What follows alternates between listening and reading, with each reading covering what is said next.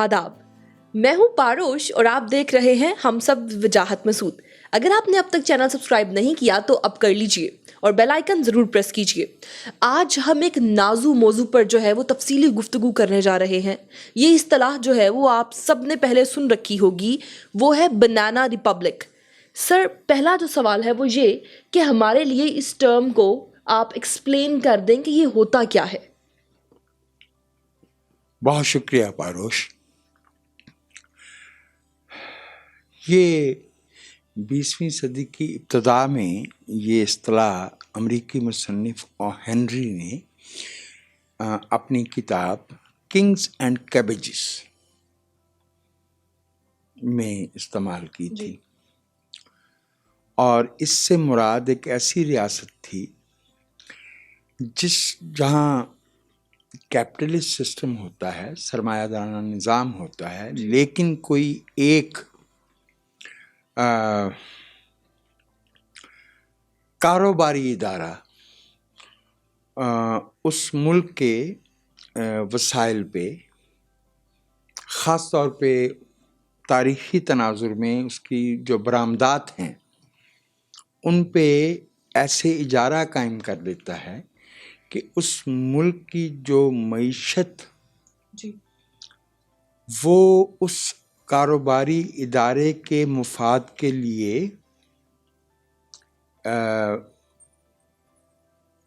मुख्तस हो जाती है। वहाँ के अवाम की बजाय वहाँ जो कुछ पैदा हो रहा होता है, वहाँ जो कुछ बनाया जा रहा होता है, एक्सपोर्ट किया जा रहा होता है, जो वहाँ कारोबारी मईशत होता है, उसका जो मुनाफा होता है वो अवाम की बजाय एक ख़ास कारोबारी इदारे को पहुँचता है। और ये इस्तिलाह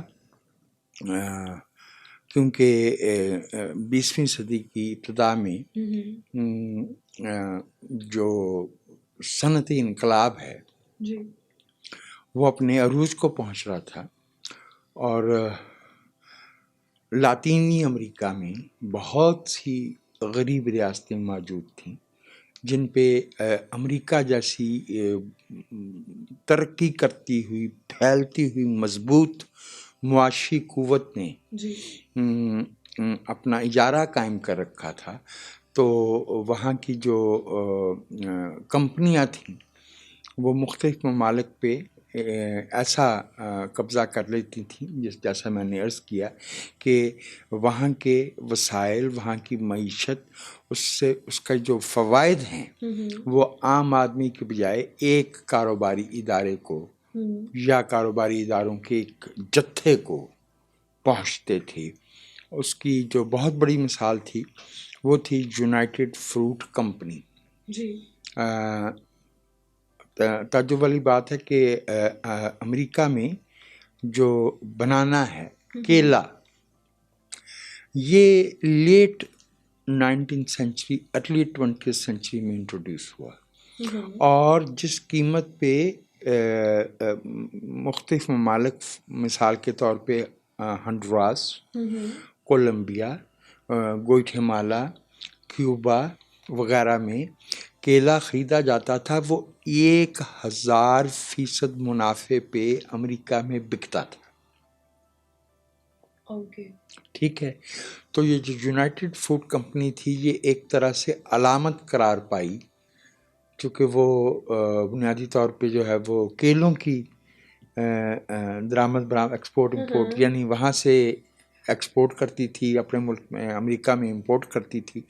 तो यूनाइटेड फूड कंपनी की जो बुनियादी प्रोडक्ट थी उसके नाम पे फिर बनाना की इस्तिलाह सामने आई, और ऐसी रियासत को बनाना रिपब्लिक करार दिया। ठीक हो गया, ठीक। अच्छा, अब बनाना रिपब्लिक जो है वो हम जिस तनाजुर में सुनते हैं पाकिस्तान में, वहाँ से एक सवाल जन्म लेता है, वो ये कि सर, क्या पाकिस्तान जो है वो एक बनाना रिपब्लिक है या बनने जा रहा है?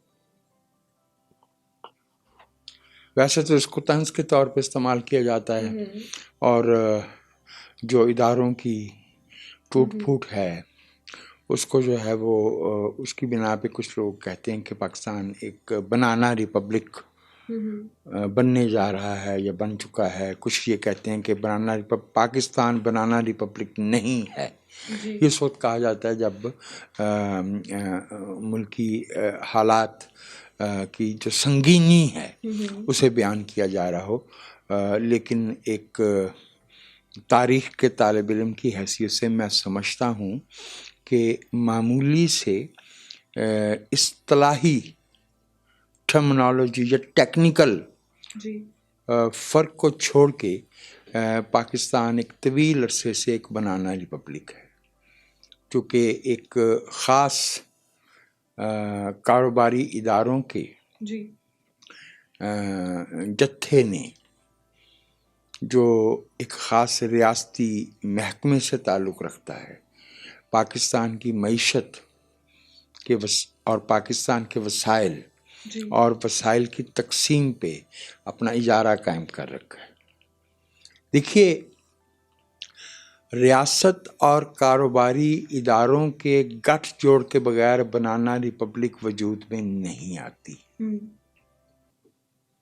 پاکستان میں ریاستی اداروں نے اپنے کاروباری ادارے قائم کر لیے ہیں، جس سے عام شہری جو ہے وہ کھلی منڈی کے جو اصول و ضوابط ہیں، جو فوائد ہیں، جو امکانات ہیں، ان سے محروم ہو چکا ہے. تو پاکستان کے ریاستی وسائل کچھ خاص ریاستی محکموں کے معاشی مفادات کی نظر ہو جاتی ہیں. اس وجہ سے میں پاکستان کو بنانا ریپبلک ہی میں شمار کرتا ہوں. میں سمجھتا ہوں کہ جب تک پاکستان کے عوام کے وسائل اور ان کی تقسیم اور ان پہ فیصلہ سازی کا اختیار اس ملک کے لوگوں کو نہیں ملتا، پاکستان ورچولی ایک بنانا اسٹیٹ ہے، پاکستان ایک بنانا ریپبلک ہے. ہم اس سے انکار کرنا چاہیں تو ایک دوسری بات ہے، لیکن اعداد و شمار جو ہے وہ یہی بتاتے ہیں، زمینی حقائق یہی بتاتے ہیں. پاکستان کی زمین پہ ملکیت، جسے ہم کہتے ہیں نا land owning pattern, land owning pattern, زرعی ملکیت کے جو خط و خال ہیں، اگر ہم اس پہ غور کریں تو یس، پاکستان ایک بنانا ریپبلک ہے. یہاں پر ایک یہ سوال کہ سر، کیا بنانا ریپبلک، ڈکٹیٹرشپ، فیشزم، یہ سب ایک ہی طرح کی صورتحال کے مختلف نام ہیں یا پھر یہ الگ الگ چیزیں ہوتی ہیں؟ ڈکٹیٹرشپ، فیشزم کا تو لغوی مفہوم یہ ہے کہ ایسی سیاسی قوت جو دیگر سیاسی قوتوں کو ان کے وجود کی اجازت نہ دے، تو فیشزم ہو گیا نا. لیکن ڈکٹیٹرشپ کا بیرونی قوتوں کا جو فائدہ اٹھا رہی ہوں اور داخلی جو معاشی حرکیات ہیں ان کا گٹھ جوڑ ضروری ہوتا ہے. میں آپ کو اس کی ایک مثال پیش کرتا ہوں. 1929 میں کولمبیا میں مزدوروں نے ہڑتال کی. بظاہر ریاست اس ہڑتال پہ قابو پانے کے لیے ایکشن لے رہی تھی. مرنے والوں کی تعداد ویریشن ہوتی ہے جب اس سطح پہ قتل عام ہوتا ہے. تو یونائٹڈ فروٹ کمپنی نے کہا کہ 3 سے 6 ہزار لوگ مارے گئے ہیں. کچھ لوگ جو ہے وہ کہتے ہیں کہ تعداد شاید اس سے زیادہ تھی. اگر آپ نے میں سمجھتا ہوں کہ اگر کا اس میں کیا سوال ہے، کم و بیش اب ہر پڑھے لکھے آدمی نے گیبریل گارسیا مارکیز کا ناول 100 Years of Solitude پڑھ رکھا ہے. اس میں وہ بنیادی طور پہ علاوہ اس کہانی کے جو مارکیز نے پیش کی ہے، تو جو اس کا سیاسی باٹم لائن ہے وہ یونائٹڈ فروٹ کمپنی اور اس کا قتل عام ہے۔ اس میں کمپنی نے کہا کہ جی ہمارا اس سے کیا لینا دینا ہے، ریاست کر رہی ہے، لیکن ریاست کے پیچھے کون تھا جو ریاست کے حکام کو رشوت کے ذریعے خرید کے، نوکریاں دے کے، فائدے پہنچا کے اپنا تابع کرنا چاہتا تھا۔ اس کی میں آپ کو ایک بہت چھوٹی سی مثال پیش کرتا ہوں۔ ہنڈراس میں 1954 میں 1954 میں لوگوں نے ایک حکومت چنی، اور اس حکومت نے جو یونائٹڈ فروٹ کمپنی کے زیر قبضہ ایسی زمینیں تھیں جو زیر کاشت نہیں تھیں، جہاں فصلیں نہیں اگائی جا رہی تھیں، انہیں بے زمین کسانوں میں بانٹنا شروع کر دیا۔ تو ایک زبردست پروپیگنڈا مہم چلائی گئی جس میں یہ کہا گیا کہ جی یہ بندہ جو ہنڈرس میں الیکٹ ہوا ہے یہ کمیونسٹ ہے۔ بالآخر اس کا تختہ الٹ دیا گیا، لیکن یونائٹڈ فروٹ کمپنی یا اس طرح کے جو بنانا ریپبلکس تھیں، ان سے فائدہ براہ راست کسے پہنچ رہا تھا؟ امریکی معیشت کو۔ صرف 1929 میں ہنڈراس سے کیلے کے 29 ملین 2.90 کروڑ گچھے برآمد کیے گئے،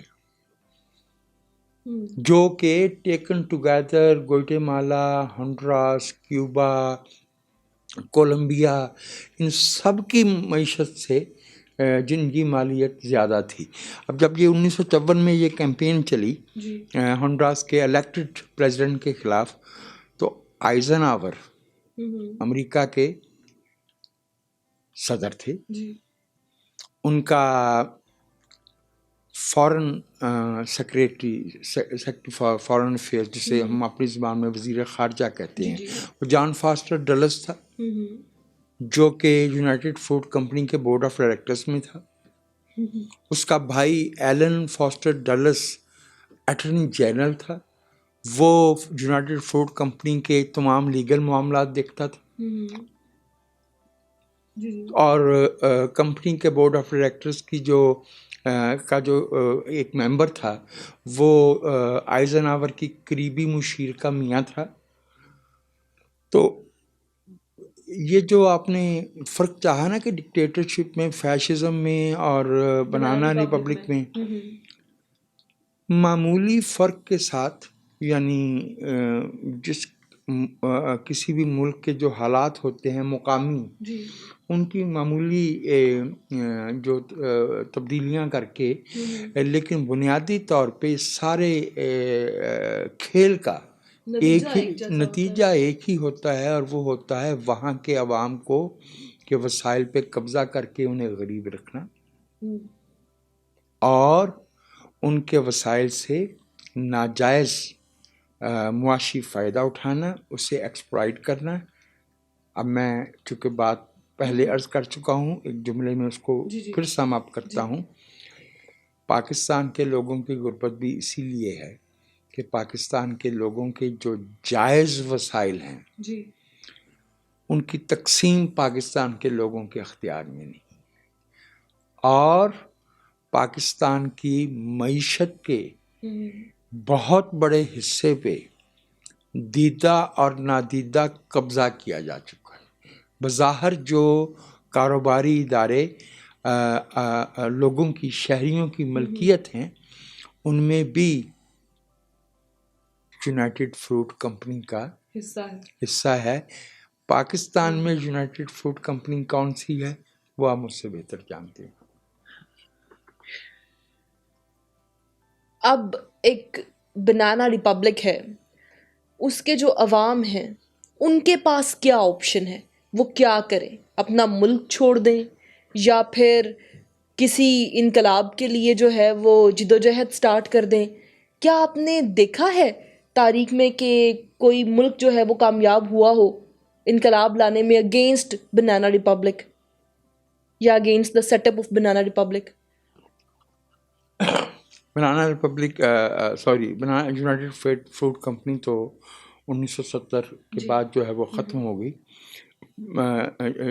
انقلاب کے لفظ سے میں بہت خوفزدہ ہوتا ہوں, کیونکہ میں سمجھتا ہوں کہ انقلاب کا جو لفظ ہے وہ نامیاتی سیاسی ارتقاء سے ٹکراتا ہے, لیکن اس کا مطلب یہ نہیں ہے کہ عوام کی سیاسی جدوجہد کی نفی کی جائے یا عوام کے سیاسی شعور کو اس سطح پہ لانے کی کوشش نہ کی جائے جہاں وہ ایسے معاشی استحصال کو سمجھ سکیں. تو ابھی چونکہ یہی جو یونائٹیڈ فوڈ کمپنی اور بنانا ریپبلک کے کانٹیکس میں بات ہو رہی ہے تو ظاہر ہے ذرا نام لاطینی امریکہ کے ممالک کے زیادہ آئیں گے جن کے بارے میں ہمارے ملک میں معلومات ذرا کم ہیں. ہم نے اپنی نوجوانی تک کولمبیا میں ڈرگ ٹریفکنگ, ہم نے نکراگوا میں مسلح جدوجہد, بولیویا, ہم نے کیوبا پہ بے آف پگس کا حملہ, کینیڈی کا ناکام حملہ, اور ہم نے کیوبا کے ساتھ سخت قسم کی جو ہے وہ سیاسی اور حتیٰ کہ ایٹ ون پوائنٹ 13 دن ایسے گزرے جب میزائل کرائسس چل رہا تھا رشیا کا اور امریکہ آمنے سامنے آ گئے تھے. یہ سب ہم نے دیکھے ہیں. چون میں ہنڈوراس کے جو مزدور تھے انہوں نے ہڑتال کی, ملک کی معیشت مفلوج ہوئی, بالآخر جو ہے وہ حکومت کو کچھ رعایتیں دینا پڑیں.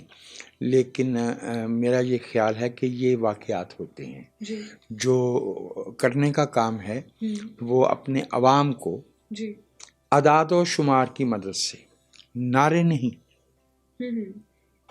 عوام کو ٹھیک ٹھیک معلوم ہونا چاہیے کہ یہ جو ہمارے ملک میں سیلاب نے ابھی 2022 میں جو تباہی پھیلائی ہے اس میں قدرتی آفت کا حصہ کتنا ہے, اس میں سرکاری سطح پہ مس مینجمنٹ کتنی ہے, اس میں سرکاری سطح پہ غفلت کتنی ہے, اور اس میں اس بادعنوانی کو کس حد تک دخل ہے جو اس وجہ سے جنم لیتی ہے کہ یونائٹیڈ فروٹ کمپنی نے معیشت کے بیشتر جو دھارے ہیں ان پہ اجارہ قائم کر رکھا ہے.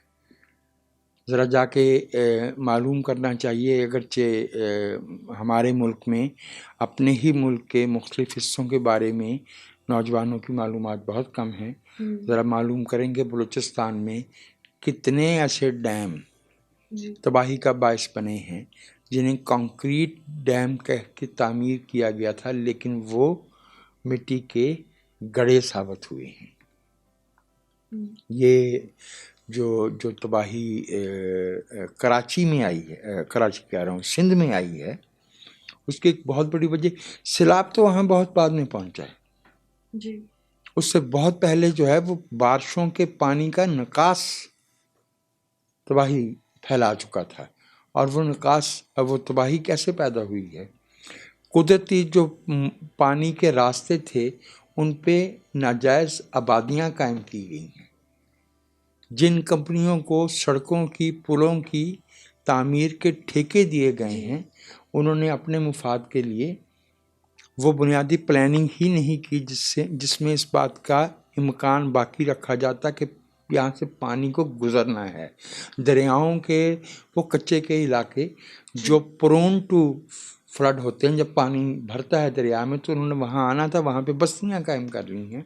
کراچی جیسے بڑے شہر میں, حتیٰ کہ اسلام آباد جیسا جو دارالحکومت ہے ملک کا, وہاں پہ جو ہے وہ آپ کو معلوم ہے ذرا پہاڑی علاقہ ہے, تو وہاں پانی کے بارش کے پانی کے, برساتی پانی کے بہاؤ کے قدرتی راستے تھے.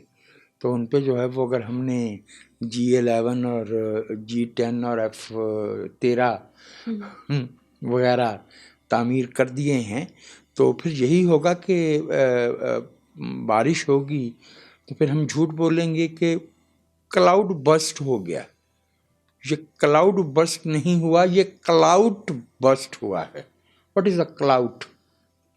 کلاؤڈ از اللیگل، ناجائز گٹھ جوڑ کو کہتے ہیں. کلاؤڈ ناجائز اثر و رسوخ کو کہتے ہیں. یہ کلاؤڈ برسٹ نہیں ہوا، یہ کلاؤڈ برسٹ ہوا ہے، جس کے نتیجے میں لوگوں کی گاڑیاں جو ہیں وہ کاغذ کی ناؤ کی طرح سے اسلام آباد شہر میں بہتی پھر رہی تھیں. اس لیے کہ ہم نے اپنے مفاد کے لیے، ہم نے سے مراد ہم نہیں ہیں، ہم بھی وہی ہیں. وہ آبادیاں قائم کی ہیں، وہ بغیر کسی منصوبہ بندی کے قائم کی ہیں، وہ فوری منافع کے لیے قائم کی ہیں، اور وہ ملکی مفاد کے خلاف قائم کی ہیں. یہی نشانیاں ہوتی ہیں بنانا ریپبلک کی، کہ وہاں ریاستی ادارے مفلوج ہو جاتے ہیں، عدالتوں پہ، قانون پہ لوگوں کا اعتماد اٹھ جاتا ہے، شہری کا اور ریاست کا رشتہ منقطع ہو جاتا ہے، اور جو ریاست کے وسائل اور جو معیشت کا امکان ہے، جو پوٹینشل ہے اکانومی کا، وہ چند ہاتھوں میں مجتمع ہو جاتا ہے، جسی کو بنانا ریپبلک کہتے ہیں. جی سر، کسی ملک کے بنانا ریپبلک بننے میں اور پھر سسٹین بھی کرنے میں اسی طرح سے انٹرنیشنل اسٹیبلشمنٹ کا کتنا کردار ہوتا ہے؟ ذرا وہ بھی ہمیں بتا دیجیے. بہت مہربانی، آپ کی بہت مہربانی. دیکھیے، انٹرنیشنل اسٹیبلشمنٹ کیا ہوتی ہے؟ طاقتور ملکوں کے مراعات یافتہ طبقات، بھلے وہ ریاستی ہوں یا غیر ریاستی ہوں. آج کی دنیا میں جہاں جنگیں ہو رہی ہوں، جہاں ایسی حکومتیں قائم ہوں جو اپنے عوام کی بجائے جن کے مفادات اپنے ملک سے باہر ہوں، جہاں پہ عوام کے حقوق کی بجائے چند طبقات کو اقتدار میں رکھنے کے لیے جو بیرونی طاقتور مفادات ہیں ان کے ساتھ گٹھ جوڑ کیا جائے، یہ ممکن ہی نہیں ہوتا کہ کوئی ملک بنانا ریپبلک ہو جائے انلیس کہ اس کے ڈانڈے جو ہے وہ بیرونی اسٹیبلشمنٹ کے ساتھ نہیں ہوں. ہم پاکستان کے رہنے والے ہیں، ہمیں بہت اچھی طرح سے معلوم ہے کہ 1979 سے 88 تک ہم جو اس ملک میں افغان جہاد کے نام پہ لڑائی لڑ رہے تھے، وہ کس اسٹیبلشمنٹ کے اشارے پہ لڑ رہے تھے. ملکی مفاد یہ تھا کہ ضیاء عامریت قائم رہے، اور بین الاقوامی اسٹیبلشمنٹ میں امریکہ اور سعودی عرب تھے، اور بہت سے ممالک تھے، حتیٰ کہ اس میں اسرائیل بھی اسلحہ دے رہا تھا. ٹھیک ہے، تو میں جو عرض کر رہا ہوں وہ یہ ہے کہ بنانا ریپبلک بنتی ہی تب ہے جب اندرون ملک جو ملک کے مفاد سے بے نیاز خود غرض طبقات بین الاقوامی اسٹیبلشمنٹ کے ساتھ سنک کر جاتے ہیں. جی ایک آخری سوال وہ یہ کہ 20ویں صدی نے بنانا ریپبلک کا جو ماڈل ہمیں دے دیا ہے، اس سے انسانی فکر اور تمدن پر کیا اثرات مرتب ہوئے ہیں؟ ایک بات تو میں آپ سے یہ عرض کروں کہ 20ویں صدی میں جو مختلف دھارے جن پہ بہت کرٹیسائز کیا گیا اور بجا طور پہ کیا گیا، اس میں ایک تو فاشزم اور نازیزم تھا، پھر کمیونسٹ تجربے پہ بہت تنقید ہوئی، لیکن مجموعی طور پہ جو کچھ خلیجی ممالک میں ہو رہا تھا، جو کچھ ساؤتھ ایشیا میں ہو رہا تھا، جو کچھ لاطینی امریکہ میں ہو رہا تھا، وہاں تو کمیونزم نہیں تھا نا، وہاں تو فاشزم نہیں تھا، وہاں تو جو ہے نا نازیزم نہیں تھا، تو کیپٹلزم کیا کھیل کھیل رہا تھا؟ اس کا تو بہت مشہور جملہ ہے نا، جب اس سے پوچھا گیا امریکی سیکیورٹی آفیشل سے کہ وہ فلاں ملک کا صدر جو ہے، لفظ تھوڑا سا سخت ہے لیکن چونکہ مختلف ممالک کے جو سلینگ ہوتے ہیں عام جو، تو اس میں یہ چیزیں آ جاتی ہیں. اس سے کہا گیا تھا کہ وہ فلاں ملک کا صدر تو سن آف اے بچ ہے، تو اس نے کہا تھا یس بٹ ہی از اور سن آف اے بچ. تو یہ جو اور سن آف اے بچز کی، سنز آف دا بچز کی سپورٹ کی جاتی ہے، اس میں باتیں تو ہوئی ہیں. ناظم حکمت ترکی میں لکھ رہا تھا، فیض احمد فیض، شیخ ایاز، غنی خان، گل خان نصیر پاکستان کی ریپبلک پہ عوامی شعور بلند کر رہے تھے. میں نے ابھی گابریل گارسیا مارکیز کا ناول کی بات کی 100 Years of Solitude، لیکن گارسیا سے بہت سینئر پابلو نیرودا تھے. پابلو نیرودا تو جو ہے وہ 1920-21 میں تو خیر ان کا نمود ہو گئی تھی نا ان کی، لیکن انہوں نے باقاعدہ نظمیں لکھی ہیں یونائٹڈ فروٹ کمپنی. میں اب مجھے میرے سامنے کتاب ہوتی تو میں اس کا ترجمہ کم از کم پڑھ سکتا تھا، چونکہ مجھے ہسپانوی زبان سے میں آشنا نہیں ہوں. لیکن میری اب بھی یہ رائے ہے کہ انسان دوست، جمہوریت دوست اور انصاف پرور انسانوں کو یہ سمجھ لینا چاہیے کہ ناانصافی کو خانوں میں نہیں بانٹا جا سکتا اور اس پہ سائن بورڈ نہیں لگائے جاتے کہ یہ فاشزم ہے اس لیے اس کی مخالفت کرنا ہے، یہ کمیونزم ہے اس لیے اس کی مخالفت کرنا ہے. وہ